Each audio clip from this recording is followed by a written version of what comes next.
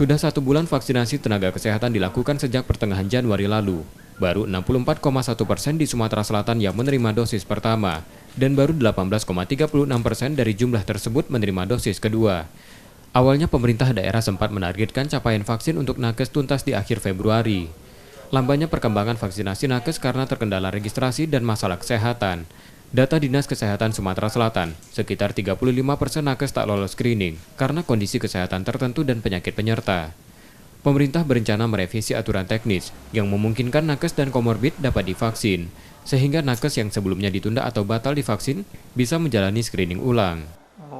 Ya, jadi memang sekarang kebijakannya adalah karena kemarin cukup banyak nakes yang tidak lolos di meja kedua untuk screening, itu sekitar 35%-an, itu cukup tinggi yang loss.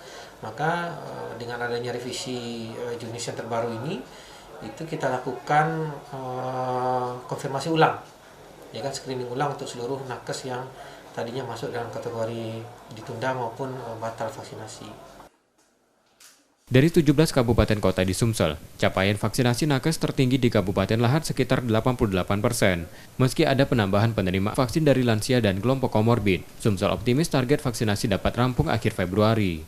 M. Rizky Nurmizan, Kompas TV, Palembang.